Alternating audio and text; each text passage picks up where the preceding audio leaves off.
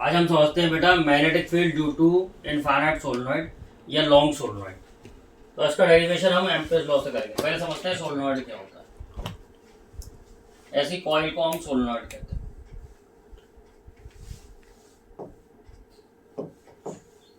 तो हमने माना है कि सोलेनॉइड में करंट ऐसे फ्लो कर रहा है। सोलेनॉइड का क्रॉस सेक्शन बना रहे हैं। इधर से करंट बाहर आ रहा है और इधर से करंट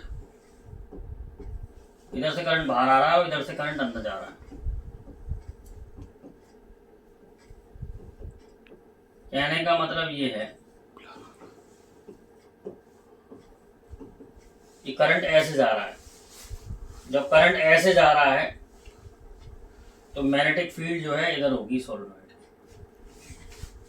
सारे टर्न्स की मैग्नेटिक फील्ड ऐड करूंगा तो इधर की तरफ आएगी और इस मैग्नेटिक फील्ड को हमें निकालना है। तो इसके लिए हमें एक एम्पियरन लूप लेना पड़ता है। तो एम्पियरन लूप हमने ऐसा ले लिया, ए बी सी और डी। इधर मैग्नेटिक फील्ड है, इधर ही मैं डीएल ले लेता हूं। ये डीएल है, ये लूप, ये डीएल है। तो अब देखिए, सबसे पहले एम्पीयर्स लॉ लिखते हैं। एम्पीयर्स लॉ क्या कहता है? B dot d l is equal to mu naught I. ये एम्पीयर्स लॉ कहता है। और आई नहीं होता यहाँ पर, समेशन ऑफ करंट होता है। टोटल करंट लेना पड़ता है पाथ में से। ये पाथ क्या है? A B C D. इसमें से टोटल करंट लेना पड़ेगा। मान लो number of turns per unit length जो है वो एन बाई एल है। Number of turns per unit length n by l है। अब हम क्या करते हैं, इसके 4 टुकड़े कर लेते हैं।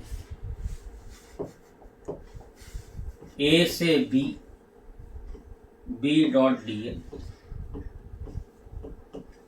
बी से C, B dot d l, C से D, B dot d l, और डी से A, B dot d l is equal to mu naught summation of I. अब देखिए, ए से बी के लिए बी भी इधर है, डीएल भी इधर है।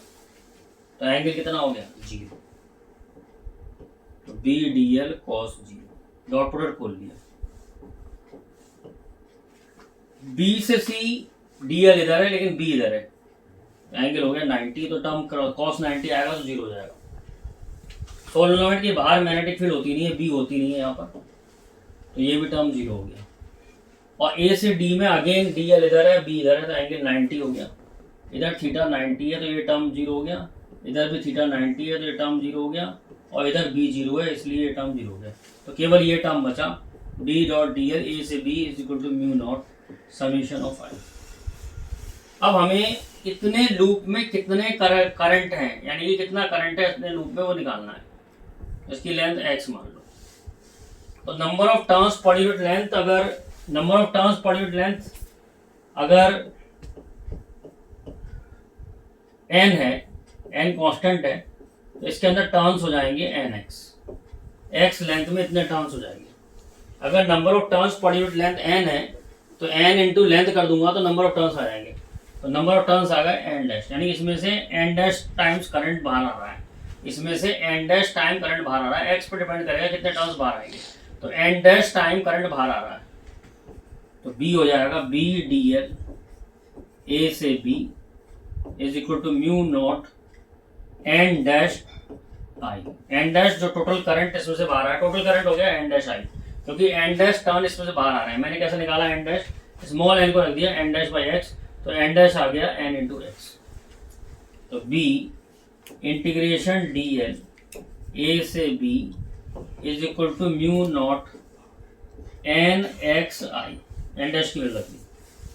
अब डीएल क्या होगा? डीएल ये इंटीग्रेशन इसका, इसकी इंटीग्रेशन टोटल लेंथ कितनी है इसकी? x। तो b into X is equal to mu not an x I, X और एक्स कैंसिल हो गया, b की वैल्यू आ गई mu not N I. N का ध्यान रखना है, number of turns per unit length, ऐसे भी लिख सकते हैं ऐसे mu not N upon L I.